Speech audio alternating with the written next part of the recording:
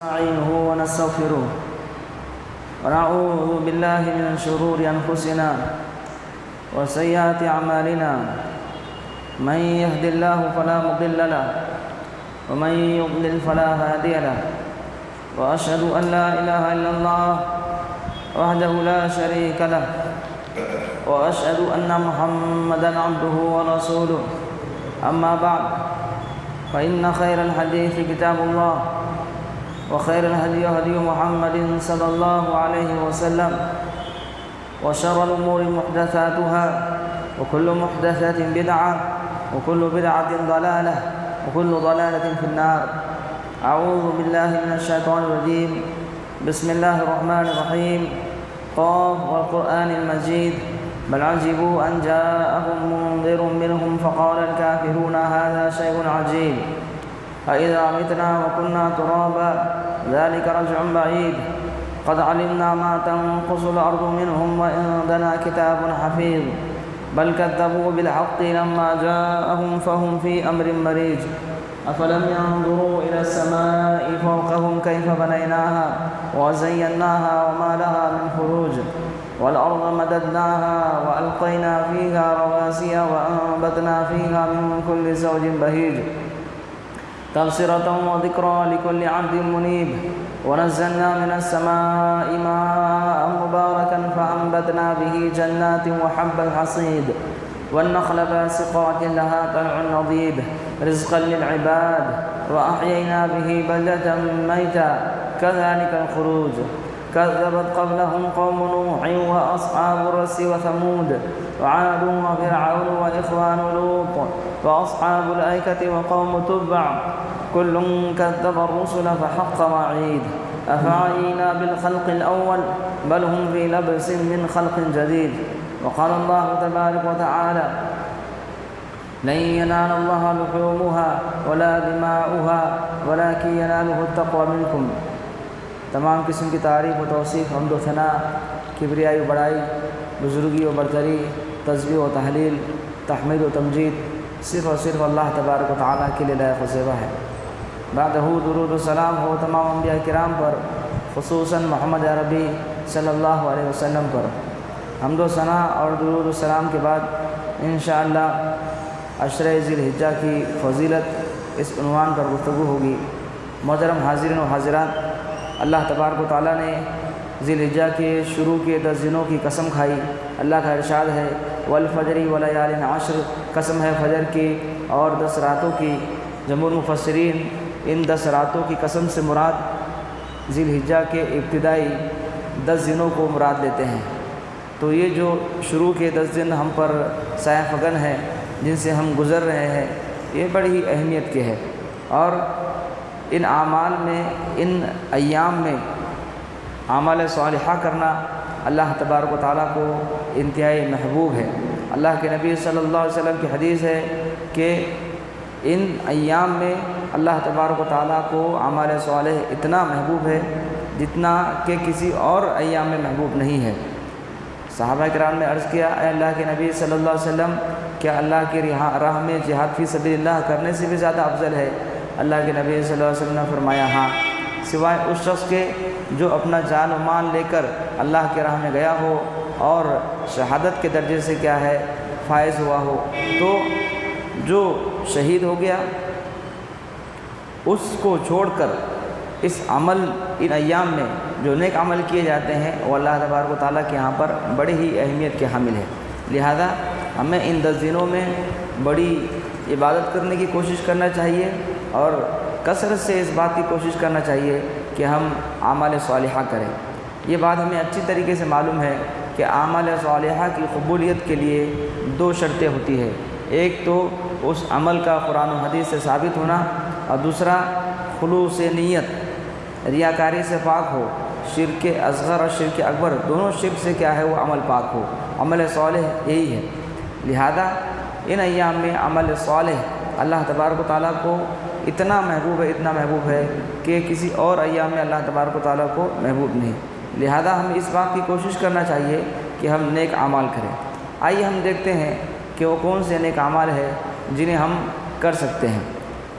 اچھی طریقے سے ہم اس بات کو جانتے ہیں کہ شریعت سے جو عمل ثابت ہو، کتاب و سنت سے جو عمل ثابت ہو، ہمیں وہ کرنا چاہیے۔ 5 وقتہ نمازوں کی پابندی کرنا چاہیے، کیونکہ عمل صالح میں سب سے بڑا جو عمل آتا ہے وہ 5 وقتہ نمازیں ہیں۔ اگر ہم نمازیں ہی نہ پڑھیں اور باقی سارے کام کریں، قربانی کریں اور بھی دیگر چیزیں کریں، تو ہماری عبادتوں کے اوپر سوالیہ نشان قائم ہے۔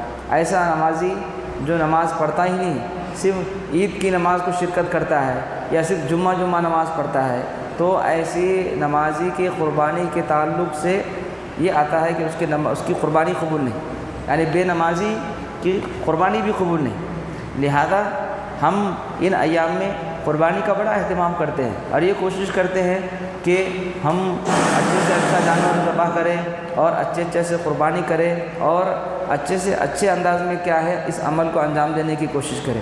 لیکن یہ جو 5 وقتہ نمازیں ہم پر فرض کی گئی ہے، اگر ہم اسے ہی ادا نہیں کرتے ہیں تو پھر یہ قربانی ہمارے لیے کوئی کام کی نہیں۔ تو ان ایام میں ہمیں زیادہ سے زیادہ اس بات کی کوشش کرنا چاہیے کہ ہم 5 وقتہ نمازوں کی پابندی کریں اور اس کے ساتھ ساتھ نوافل کا بھی اہتمام کریں، کیونکہ اللہ کے نبی صلی اللہ علیہ وسلم کی حدیث ہے جو فرض ادا کرے، فرض ادا کرنے کے بعد نوافل کا بھی اہتمام کرے تو اللہ تبارک و تعالیٰ اس کی ہر طرح سے مدد کرتا ہے۔ اللہ تبارک و تعالیٰ اس کا ہاتھ بن جاتا ہے جس کے ذریعے سے وہ پکڑتا ہے، اللہ تبارک و تعالیٰ اس کا پیر بن جاتا ہے جس کے ذریعے سے وہ چلتا ہے۔ تو اس سے مراد کیا ہے؟ اس سے مراد یہ ہے کہ اللہ تبارک و تعالیٰ اس کی نصرت و تائید کرتا ہے۔ نہیں تو اس سے صوفیہ کرام میں دلیل لیتے ہیں کہ دیکھو عقیدہ وحدت الحلول، یعنی اللہ تعالیٰ کی ذات بندے میں حلول ہو جاتی ہے، اس کا عقیدہ اس سے ثابت ہوتا ہے۔ نہیں، فرض ادا کرنے کے بعد نوافل کا بھی اہتمام کریں، اور نوافل میں ہم اچھی طریقے سے جانتے ہیں، چاش کی نماز پڑھیں اور بھی ممنوع اوقات کو چھوڑ کر ہم نمازوں کا اہتمام کریں، کثرت سے نوافل پڑھیں۔ تو کثرت سے نوافل پڑھنا اعمال صالحہ میں شامل ہے۔ اسی طرح ان ایام میں ہم اچھی طریقے سے جانتے ہیں کہ ایک عظیم الشان عبادت جمع ہوتی ہے اور وہ ہے حج کی، جو 8 ذی الحجہ سے شروع ہوتی ہے اور 13 ذی الحجہ پر ختم ہوتی ہے۔ تو ان ایام میں آپ اگر ذرا غور کریں تو مختلف عبادتیں جمع ہو جاتی ہیں۔ ایک تو عمل صالح کہہ کر ساری عبادتوں کو شامل کر لیا گیا، لیکن اگر آپ عمومی طور پہ بھی دیکھیں تو اس میں قربانی جیسا عمل ہے، حج جیسا عمل ہے، یوم عرفہ جیسا عظیم الشان دین اس میں پایا جاتا ہے۔ تو یہ جو 10 ایام ہیں یہ بڑے ہی غنیمت والے ہیں۔ ان مواقع کو ہمیں غنیمت جاننا چاہیے اور ان ایام میں کثرت سے عمل کرنا چاہیے۔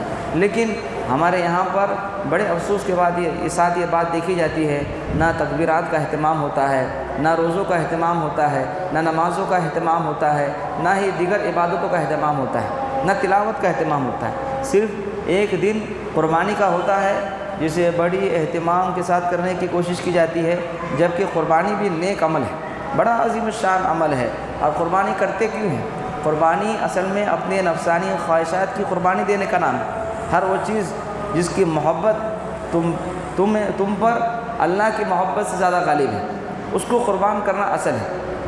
ہم سے اللہ کی محبت تو ہوتی نہیں، ہر چیز کی محبت ہمارے اندر بدرجہ اتم پائی جاتی ہے۔ جانور کی قربانی کرنا یہ تو عظیم الشان عمل ہے، اس کے کرنے سے ہمیں بڑا ثواب ملنے والا ہے اور اس کی بڑی فضیلت آئی ہے۔ لیکن ان ایام کو ہمیں غنیمت جاننا چاہیے، فرائض کا اہتمام کرنا چاہیے، نوافل کا اہتمام کرنا چاہیے، اور جیسا کہ میں نے عرض کیا کہ اس میں حج اور عمرے کی سعادت کی ہمیں کوشش کرنا چاہیے کہ ہم ان خوش نصیبوں میں شامل ہو جائے جنہیں حج و عمرہ کی توفیق نصیب ہوتی ہے۔ آج کل یہ رجحان بڑا ختم ہوتے جا رہا ہے۔ جو بڑے امیر کبیر ہے وہ لوگ زندگی کے کسی مرحلے میں حج و عمرہ کر لیتے ہیں، یا پھر ہفتے کیا کرتے ہیں، عمرہ کرنے کی کوشش کرتے ہیں، وہاں پر جا کر شادیاں کرنے کی کوشش کرتے ہیں، وہاں پر جمعہ پڑھنے کی کوشش کرتے ہیں۔ تو یہ بھی ایک طرح کا اسراف پایا جاتا ہے۔ ایک طرف جو ہے وہ لوگ جو حج کرنے کی طاقت و قوت رکھتے ہیں وہ ایک مرتبہ حج کرنے کی بجائے حج پر حج کرے چلے جاتے ہیں۔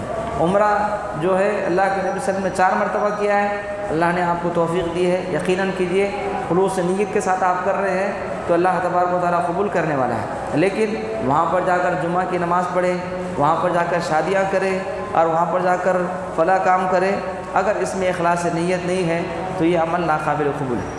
اس کے لیے آپ دیکھیں کہ آج عمومی طور پر عوام کے اندر حج کا رجحان ختم ہوتے جا رہا ہے۔ نہیں تو پہلے ہمارے بڑے بزرگ بوڑھے جو ہوتے تھے یہ بڑی کوشش کرتے تھے کہ جو ہے ہمیں زندگی میں ایک مرتبہ خانہ کعبہ کی کیا ہے زیارت نصیب ہو جائے، ہم ان لوگوں میں شامل ہو جائے، لیکن یہ رجحان آج کی جنریشن میں غائب ہوتا جا رہا ہے۔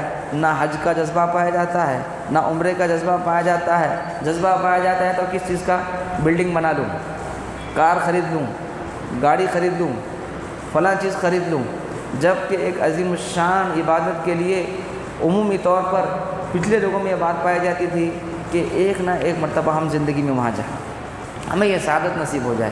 تو ان ایام کی ہمیں کوشش کرنا چاہیے، پوری رزق حلال، پوری زندگی کی جمع پونجی لوگ جمع کرتے تھے اور حج کے لیے سفر پر پانی کے ذریعے سے جاتے تھے، اور یہ ہوتی تھی، یہ اندازہ ہوتا تھا کہ کہیں پلٹ کر واپس آئیں گے کہ نہیں۔ سفر بڑا پرخطر ہوتا تھا اور بڑی پریشانیوں والا ہوتا تھا، اور اس وقت کا حاجی بھی حاجی مانا جاتا تھا، اس وقت کا حاجی بھی حاجی تصور کیا جاتا تھا۔ حج کرنے کے بعد سارے اعمال بند ہو جاتے تھے، سارے چٹے بٹے بند ہو جاتے تھے، سارے سودی معاملات ختم ہو جاتے تھے۔ اول صف کا کیا ہے وہ نمازی بن جاتا تھا، اور اس کے اوپر جو ہے ایک طرح سے دین کے تمام تر آثار نمایاں ہوتے تھے۔ لیکن یہاں پر حج کیے جا رہے ہیں، عمرے پر عمرے کیے جا رہے ہیں، قربانی پہ قربانی کی جا رہی ہے، نمازیں ادا کی جا رہی ہے، اس کے باوجود بھی معاملات میں تمام کے تمام لوگ صفر ہے، اخلاق میں تمام کے تمام لوگ پیدل مانے جاتے ہیں۔ کیوں؟ اللہ کا خوف ختم ہو گیا، اللہ کا خوف ختم ہو گیا۔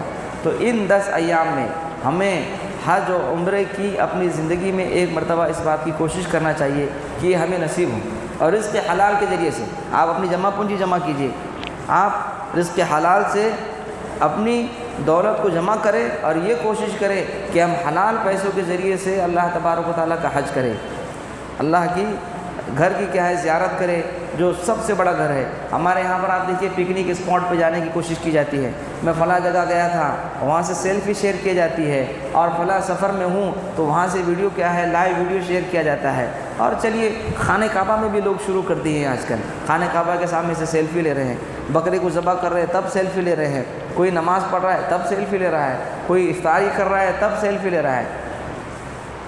نو ڈاؤٹ آپ کی نیت اگر خالص ہے تو آپ اپنے عمل صالح کو چھپانے کی کوشش کیجیے، آپ اس بات کی کوشش کیجیے کہ آپ اس کو ایکسپوز نہ کریں، ظاہر نہ کریں، آپ اس کو اس انداز میں کریں کہ وہ آپ کے اور اللہ کے درمیان، آپ اس انداز میں کریں، نہیں کہیں ایسا نہ ہو جائے کہ آپ کے عمل میں ریا شامل ہو جائے۔ تو لہذا جہاں ہم عبادت میں اس بات کی کوشش کرتے ہیں کہ اللہ تعالیٰ کے لیے کرنی چاہیے، اخلاص نیت کے ساتھ کرنا چاہیے، تو اسے خلوص نیت کے ساتھ کریں، ایسی بات شامل نہ ہو جائے اس میں کہ کہیں ریا کا شبہ آ جائے، ریا کا شائبہ آ جائے، کیونکہ نیت کا معاملہ بڑا ہی سنگین ہے، بڑا ہی اہم ہے کہ آپ کے کرنے سے پہلے کیا نیت ہے، کرنے کے وقت کیا نیت ہے، کرنے کے بعد کیا نیت ہے۔ ہو سکتا ہے کرنے کے پہلے آپ کی نیت بڑی خالص ہو، کرنے کے وقت آپ کی نیت بڑی خالص ہو، کرنے کے بعد آپ کی نیت میں آ جائے کہ ہاں یہ میں نے کر لیا ہے، کسی نے دیکھا تو نہیں، کسی کو پتہ تو نہیں چلا، اس کو معلوم تو نہیں پڑا،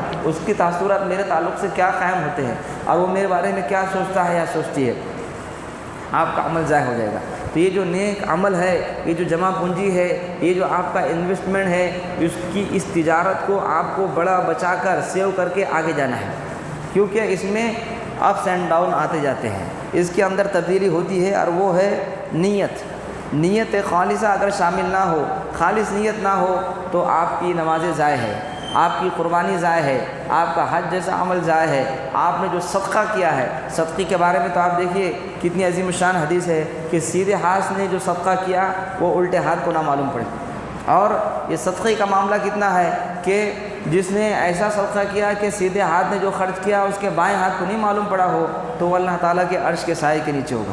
ہمارے یہاں پر تو معاملہ یہ پایا جاتا ہے کہ فوٹو کھنچایا جاتا ہے، ایک غریب کو کوئی چیز دی جا رہی ہے، 15-20 لوگ کھڑے ہیں اور ایک چھوٹا سا کٹ دیا جا رہا ہے اس کو، نو ڈاؤٹ کوئی مسئلہ نہیں، ہو سکتا ہے کہ جماعتی کوئی مسئلہ ہو، بیت المال کا کوئی سسٹم ہو، NGO کا کوئی سسٹم ہو کہ بھائی اگر ہم جب تک ظاہر نہیں کریں گے تو لوگوں کو ہمارا مال نہیں معلوم پڑے گا، لوگوں کو ہمارا کام نہیں پتہ چلے گا، لوگوں کو ہماری ایکٹیویٹی نہیں پتہ چلے گی، لیکن کوشش اس بات کی ہونا چاہیے کہ اگر آپ لوگوں کی عزت نفس کو مجروح نہ کرے، لوگوں کی سیلف رسپیکٹ کو ختم نہ کرے، اس غریب کی عزت نفس کو ٹھیس نہ پہنچائے، آپ اس کو اندھیرے میں دیکھ رہا ہے، آپ اس کو رات کے شام کے اندھیرے میں دے کر آئے، آپ اور خلوص نیت کے ساتھ کر رہے ہیں، لوگ آپ کی مدد کریں گے، لوگ آپ کا ساتھ دیں گے۔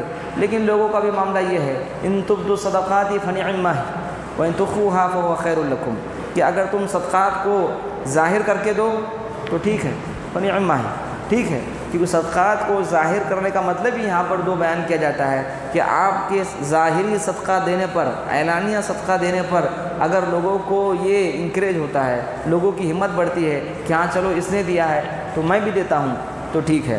یا پھر لوگ آپ پر بخیلی کا الزام لگاتے ہیں، لوگ آپ کے اوپر یہ الزام لگاتے ہیں کہ اس کے پاس پیسہ تو بڑا ہے لیکن اللہ کے راہ میں خرچ نہیں کرتا، زکوٰۃ ادا نہیں کرتا، جہاں پر قربانی دینے کا مسئلہ آتا ہے تو وہاں قربانی نہیں دیتا ہے۔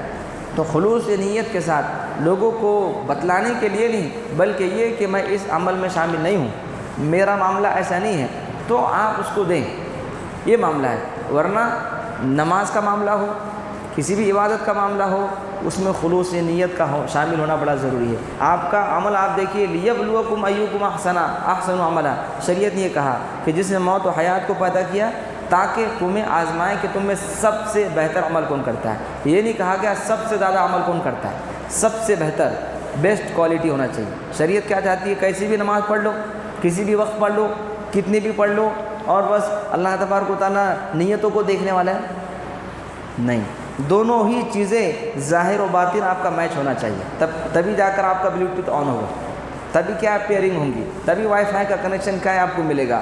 لیبلوکم ایکم احسن عملا، نیت کا تعلق باطن سے ہے اور عمل صالح کا تعلق اعمال جوارح سے ہے۔ آپ کا باطن اور ظاہر دونوں میچ ہونا چاہیے، اور وہ میچنگ کے لیے کیا ہے؟ پاسورڈ، اس کی پیئرنگ کیا ہے؟ شریعت مطہرہ کے عین موافق ہو، کتاب و سنت کے موافق ہو۔ کتاب و سنت کے موافق ہے کوئی عمل لیکن آپ کی نیت میں خلوص نہیں ہے تو وہ کسی نہ کسی معاملے میں گڑبڑ ہو جائے گا۔ یعنی آپ دیکھیں کہ کتنے لوگ ہیں جو شرک و بدعت کرتے ہیں، کس نیت کے ساتھ؟ خلوص نیت کے ساتھ شرک و بدعت میں مبتلا ہو جاتے ہیں۔ تو عمل صالح، اس کی تعریف یہی ہے کہ ان ایام میں جو عمل صالح کیا جاتا ہے وہ اللہ تعالیٰ کے ہاں بڑا محبوب مکرم ہے، لیکن لوگوں کو عمل صالح کی تعریف ہی نہیں پتہ۔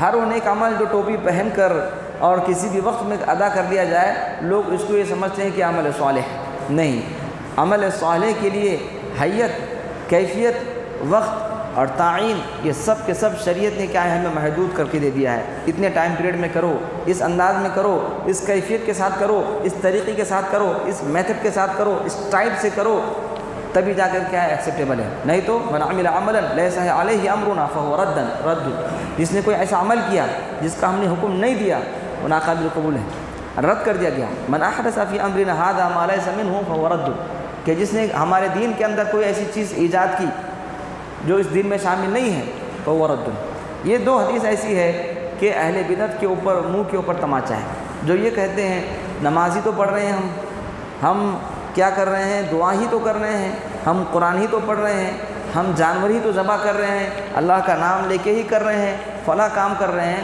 تو یہ ساری چیزیں اگر شریعت کے اندر نہیں ہے یا اللہ کے نبی صلی اللہ علیہ وسلم کے بتائے ہوئے طریقے کے مطابق نہیں ہے تو وہ ناقابل قبول ہے۔ کیونکہ اگر آدمی کہے کہ منع بھی تو نہیں ہے، منع بھی تو نہیں ہے، یعنی آپ دیکھیے کسی بھی عمل کو کرنے کے لیے بڑے بڑے مفتیان کرام، بڑے بڑے فقہاء کرام کیا کیا لاجک لاتے ہیں، کیا کیا منطق لاتے ہیں کہ دیکھیے شریعت نے کرنے کے لیے بہت سارے دروازے کھولے ہیں اور جہاں منع کرنا ہے وہاں پر کلیئرلی کہہ دیا ہے کہ منع ہے۔ کیسا گھما دیا مسئلے کو، مسئلے کی نوعیت کو آپ سمجھے کہ ہر وہ عمل جو ہم کرتے ہیں عبادت کے رجحان سے، عبادت کی نیت سے، تو وہ حرام ہے مگر کرنے کی دلیل ہو۔ الفاظ کو سمجھے، ہر عمل جو ہم عبادت کی رجحان سے کر رہے ہیں، یعنی جس کا تعلق حقوق اللہ سے ہے، معاملات سے نہیں ہے۔ دو عبادتوں کو دو قسموں میں تقسیم کیا جاتا ہے، عمل صالح کو دو قسموں میں تقسیم کیا جاتا ہے۔ ایک اللہ کا حق، نماز کس کا حق ہے؟ اللہ کا۔ روزہ کس کا حق ہے؟ اللہ کا۔ زکوٰۃ کس کا حق ہے؟ بندوں کا بھی ہے، اور آپ خلوص نیت کے ساتھ کریں وہ اللہ کا بھی ہے، یعنی حقوق اللہ سے جڑی ہوئی چیز ہے۔ قربانی آپ کر رہے ہیں تو اس کے اندر کیا ہے؟ دونوں چیزیں ہیں، یعنی آپ اللہ کے نام سے کر رہے ہوں، عبادت ہے، لیکن اس کے اندر بندوں کے حقوق بھی شامل ہیں۔ حج کیا ہے؟ دونوں قسم کی عبادتیں شامل ہے، مالی بھی ہے اور خالص اللہ کا حق ہے۔ ایک بندے کے ایک حقوق کو دوسرے جو حقوق کو ادا کرنا ہے، جس کو ہم رشتہ داریوں کو جوڑنے سے تعبیر کرتے ہیں، اس کو کیا کہا جاتا ہے؟ حقوق العباد۔ تو ہم نے یہ جانا کہ اللہ کا حق اور بندوں کا حق دونوں میں فرق ہے، دونوں میں فرق ہے۔ تو اگر کوئی یہ کہتا ہے کہ کرنے کی دلیل منع تو نہیں ہے اس لیے ہم کر سکتے ہیں، تو دونوں میں اس نے کیا کر دیا؟ الٹ پھیر کر دیا۔ معاملات میں آپ کو ہر طرح کی آزادی دی گئی ہے جس کا تعلق حقوق العباد سے ہے، سوائے اس معاملے کی جس کی حرمت کی دلیل ملتی ہے کہ یہ مت کرو، ماں باپ کی نافرمانی مت کرو، جھوٹ مت بولو، سود مت کھاؤ، اور کسی کو دھوکہ مت دو، کسی کو ستاؤ مت، کسی کا دل مت دکھاؤ، کسی کی عزت نفس کو ٹھیس نہ پہنچاؤ، کسی کے حق کو نہ دباؤ۔ تو یہ کیا ہو گیا؟ حقوق العباد سے اس کا معاملہ تعلق رکھتا ہے، اور اس میں حرمت کے دائرے کیا ہے؟ متعین کر دیے گئے ہیں، یعنی حلت کے دائرے کو بڑا وسیع رکھ دیا گیا ہے، اور جو چیزیں حرام ہیں وہ بیان کر دیا گیا ہے، یعنی ایکسیپشنل کیسز جو ہے وہ بیان کر دیے گئے ہیں۔ اور عبادت میں بڑا ہی محدود معاملہ ہے کہ یہ کر سکتے ہیں، اور حرمت کے دائرے متعین کر دیے گئے کہ یہ حرام ہے، یعنی وہ عمل جس کے اوپر کتاب و سنت کی مہر نہ ہو اور جس کا تعلق اللہ کے حق سے ہے وہ آپ کر نہیں سکتے۔ لہذا آپ قبرستان میں جا کے قرآن پڑھیں، ثابت نہیں ہے۔ لہذا آپ کیا کریں کہ میں جو ہے فلاں کے نام پر قربانی کرنا ہوں، فلاں کے نام کی نذر و نیاز کر رہا ہوں، وہ ثابت نہیں ہے۔ تو سمجھنے کی یہ کوشش کریں کہ کوئی عمل جو آپ کسی خاص وقت پر خاص نیت کے ساتھ کر رہے ہیں اس کے لیے دلیل خاص کا ہونا ضروری ہے۔ تو عبادت کا دائرہ بڑا ہی محدود ہے۔ یہ کہہ دینا کہ منع کہاں ہے، اسی لیے آپ عصر کے ٹائم افطار کر لیجئے، عصر کے ٹائم افطار کر لیجئے، یہ تو حدیث میں الفاظ یہ ہے نا کہ عصر کے وقت افطار کرنا حرام ہے، یہ الفاظ سنیے آئے ہیں۔ تو لہذا آپ کی اپنی لاجک کے مطابق، آپ کے اپنے منطق کے مطابق، آپ نے اپنے اصول کے مطابق یہ فیصلہ ہوتا ہے کہ اگر کسی نے ظہر کے وقت، کسی نے عصر کے وقت افطاری کر لیا تو وہ چلتا ہے، کیونکہ واضح طور پر الفاظ کے ساتھ کلیئرلی یہ مینشن نہیں ہے کہ عصر کے وقت افطاری کرنا حرام ہے۔ وہ کہے گا نہیں جناب، مغرب کے وقت افطاری کرنے کا حکم دیا گیا ہے، اس کا مطلب یہ سمجھ میں آتا ہے کہ ظہر کے وقت عصر کے وقت افطاری کرنا جائز نہیں ہے۔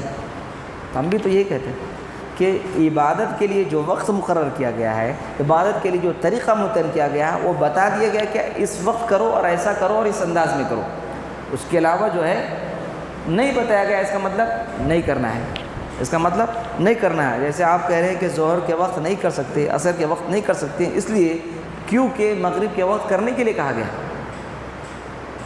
واضح طور پر یہ معاملہ ہے کہ عمل صالح کو نہیں سمجھ پاتے ہیں، عمل صالح کی تعریف کو نہیں سمجھ پاتے ہیں۔ اس بنا پر یہ معاملہ ہوتا ہے کہ کسی بھی قسم کا اذکار کرتے ہیں، کسی بھی قسم کی نماز پڑھتے ہیں، کسی بھی طریقے سے قربانی ادا کرتے ہیں، کسی بھی انداز میں حج ادا کرنے کی کوشش کرتے ہیں۔ عمل صالح جو ہم کر رہے ہیں، شریعت مطہرہ نے کہا ہے کہیں لیبلوکم ایکم احسن عملا، تاکہ تمہیں آزمائے تم میں سب سے اچھا عمل کون کرتا ہے، سب سے زیادہ نہیں، کثیر عمل نہیں، احسن عمل کو کہا گیا ہے۔ آپ تھوڑا کریں لیکن ایسا کریں جو قابل قبول ہو، سب سے پہلے اللہ کے لیے کریں، ریا سے پاک ہو، آپ کا کوئی بھی عمل ہو وہ ریا سے پاک ہو۔ اللہ کے نبی صلی اللہ علیہ وسلم نے فرمایا کہ سب سے زیادہ جس چیز کا میں تم پر خوف کھاتا ہوں وہ شرک اصغر ہے۔ صحابہ کرام نے عرض کیا کہ اللہ کے نبی صلی اللہ علیہ وسلم نے شرک اصغر کیا ہے؟ آپ نے فرمایا کہ الریا، ریاکاری۔ کس کے اوپر خوف کھا رہے ہیں؟ یعنی اس خوف کا تعلق نیک لوگوں سے ہے۔ اللہ کے نبی صلی اللہ علیہ وسلم نے خطاب کس کو کیا؟ صحابہ کرام کو کیا۔ نعوذ باللہ، کیا ان کی نیتوں میں کوئی فطور آ سکتا ہے؟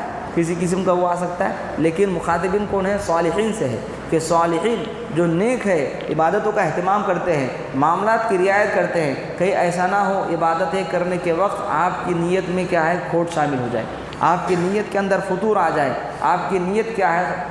بگڑ جائے۔ اسی لیے تمام احادیث کی کتابوں کا آپ دیکھیے، سب سے پہلے جس حدیث کو ذکر کیا جاتا ہے کیا ہے؟ انما الاعمال بالنیات۔ اعمالوں کا دار مدار کس پر ہے؟ نیتوں پر ہے۔ اور وہ حدیث بھی دیکھے کہ سب سے پہلے جن لوگوں کو کھڑا کیا جائے گا، عالموں کو، حافظوں کو، شہیدوں کو، اور وہ جو اللہ تبارک و تعالیٰ نے جن کو نعمتیں دی، جنہوں نے نیک عمل کیا لیکن نیت میں کھوٹ تھا، تو جہنم میں منہ کے بل گھسیٹ کے ڈال دیا جائے گا۔ اللہ اکبر۔ تو ہم نے کوئی عمل کیا اور اگر اس عمل میں خلوص شامل نہیں ہے تو وہ عمل صالح کے دائرے سے نہیں ہے، وہ عمل ناقابل قبول ہوگا۔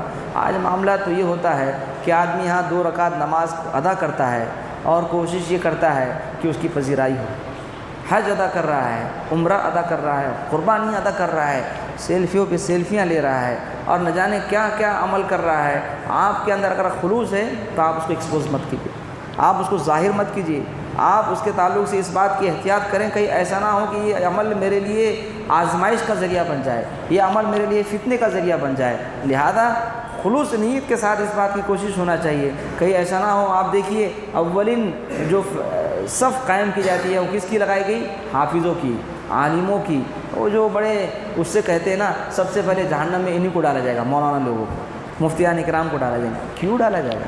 ڈالا اس لیے جائے گا کہ کیا وہ مولانا ہے بول کے ڈالے جائیں گے، کیا وہ حافظ ہے بول کر ڈالے جائیں گے؟ نہیں، نیتوں میں کھوٹ ہے۔ اللہ پوچھے گا میں نے تجھے قرآن جیسی عظیم دولت دی تھی، میں نے تجھے علم جیسی عظیم دولت دی تھی، تو نے اس کا کیا کیا؟ تو ان کا جواب بھی سنیے کہ اللہ تعالیٰ میں نے اسے پڑھا، اس کے مطابق عمل کیا، لوگوں کو اس تک پہنچایا، اور میں نے اپنے علم سے لوگوں کو فیض پہنچانے کی کوشش کی۔ اللہ کا ایک کذب تھا، جھوٹ بولا تو نے اس لیے کیا تاکہ لوگوں کی شہرت حاصل کرے، تجھے وہ چیز حاصل ہو گئی۔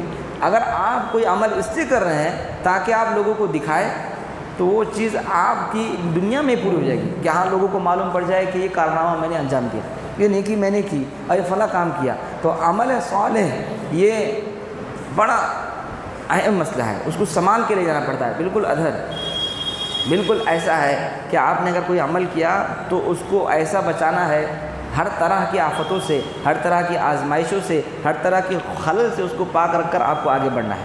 یہی صراط مستقیم ہے، یہی صراط مستقیم ہے۔ ایسا نہیں کہ آپ نے نماز پڑھ لی اور نکل گئے، نہیں۔ ریا کی حدیث میں تو دیکھیے یہی ہے کہ ریا کی حدیث میں یہی ہے کہ نماز پڑھنے کے ٹائم آدمی کو یہ خیال آ جائے کہ کوئی دیکھ رہا ہے تو اپنی نماز کی تزئین کر رہا ہے، وہ اپنی نماز کو سجا رہا ہے، وہ اپنی نماز کو سنوار رہا ہے اور اچھے سے پڑھ رہا ہے۔ آپ اللہ کے لیے پڑھیے، کوئی بھی عمل آپ کا اللہ کے لیے ہے، اس کے اندر خلوص ہے تو برکتیں ہیں۔ خلوص کے طور پر جو آپ کام کر رہے ہیں اللہ تبارک و تعالیٰ دنیا میں بھی برکت دے گا اور آخرت میں برکت دے گا، لیکن ریا کے طور پر کر رہے ہیں۔ آج دیکھیے ہمارے بڑے بڑے جو سیاستداں ہیں، ہمارے جو بڑی بڑی شخصیات ہیں، ہمارے بڑے بڑے جو لوگ ہیں، وہ کرتے کیا ہے؟ میں نے کام کیا۔ وہ ٹھیک ہے، ایک الگ ہے کہ آپ نے کوئی کام کر رہے ہیں تو لوگوں کو بتانے کے لیے کہ بھائی میں نے یہ کام کیا اور میری جو ہے سرپرستی میں یہ کام ہو رہا ہے، یہ الگ چیز ہے۔ لیکن زیادہ تر کام کیا ہے؟ شو آف کے لیے، نیم اینڈ فیم کے لیے ہے کہ نہیں؟ اکثر اللہ ماشاء اللہ آپ دیکھیے کہ جتنے بھی نیک عمل کیے جاتے ہیں اگر وہ خلوص نیت کے ساتھ کیے جا رہے ہیں تو اللہ تعالیٰ کے یہاں قابل قبول ہے۔ اور ہمارے اسلاف کا جائزہ لیجیے، اتنے بڑے بڑے نیک عمل کر لیتے ہیں لیکن کسی کو ظاہر نہیں ہوتا تھا کہ یہ عمل کر رہے ہیں۔ ہمارے یہاں تھوڑا سا کام کر لیے پوری دنیا کو ڈھنڈورا پیٹ دیتے ہیں، لائکس، کمنٹ اینڈ شیئر، اور اس کے اوپر کیا کیا نہیں، آدمی کیا ہے لوٹنے کی کوشش کرتا ہے۔ کیا ہماری نیت یہی ہے کہ دنیا کی شہرت حاصل کرے، دنیا کی جو ہے دنیا کے اندر مشہور ہو جائے؟ نہیں، جو بھی عمل کر رہے ہیں نہ کرسی کے لیے کیجیے، نہ عہدے کے لیے کیجیے، نہ نیم اینڈ فیم کے لیے کیجیے۔ کیا ہونا ہے؟ یہ سب کے سب یہاں چھوڑنا ہے۔ یہ کرسی کو بھی لات ماریے، یہ عہدے کو بھی لات ماریے، اور یہ شہرت کو بھی لات ماریے، کبر کو بھی لات ماریے، کوئی ہمیں یہ فائدہ نہیں پہنچانے والی ہے۔ سادگی کے ساتھ، اخلاص کے ساتھ، عاجزی کے ساتھ، انکساری کے ساتھ دیکھیے اللہ تعالیٰ عزت میں اضافہ کرتا ہے، اللہ تعالیٰ مقام و مرتبے کو بڑھاتا ہے۔ یہ خلوص ہے۔ اور اگر جہاں آپ ریاکاری کرتے ہیں دنیا میں بھی بربادی ہے اور آخرت میں بھی بربادی ہے۔ اللہ تعالیٰ سے دعا ہے کہ اللہ تبارک و تعالیٰ ان ایام میں ہمیں خلوص نیت کے ساتھ عبادت کرنے کی توفیق عطا فرمائے۔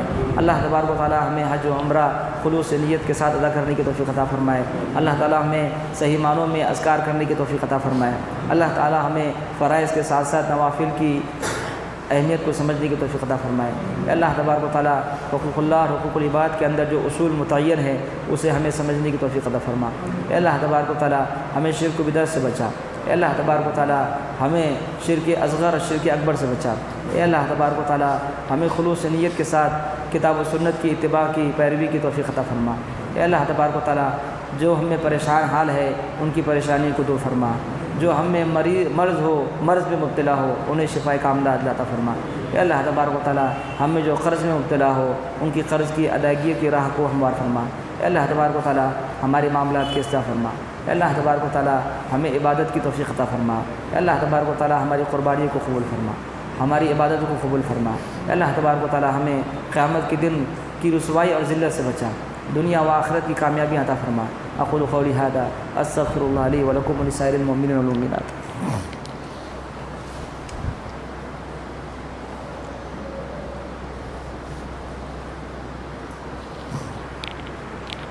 إن الحمد لله نحمده ونستعينه ونستغفره ونؤمن به ونتوكل عليه ونعوذ بالله من شرور أنفسنا وسيئات أعمالنا. من يهد الله فلا مضل له ومن يضلل فلا هادي له. وأشهد أن لا إله إلا الله وحده لا شريك له وأشهد أن محمدا عبده ورسوله. أما بعد فإن خير الحديث كتاب الله وخير الهدي هدي محمد صلى الله عليه وسلم وشر الأمور محدثاتها وكل محدثة بدعة وكل بدعة ضلالة وكل ضلالة في النار. أعوذ بالله من الشيطان الرجيم. بسم الله الرحمن الرحيم. إن الله وملائكته يصلون على النبي يا أيها الذين آمنوا صلوا عليه وسلموا تسليما. اللهم صل على محمد وعلى آل محمد كما صليت على إبراهيم وعلى آل إبراهيم إنك حميد مجيد. اللهم بارك على محمد وعلى آل محمد كما باركت على إبراهيم وعلى آل إبراهيم إنك حميد مجيد. إن الله يأمر بالعدل والإحسان وإيتاء ذي القربى وينهى عن الفحشاء والمنكر والبغي يعظكم لعلكم تذكرون. واذكروا الله يذكركم وادعوه يستجب لكم ولذكر الله تعالى أعز وأجل وأتم وأهم وأكبر والله يعلم ما تصنعون.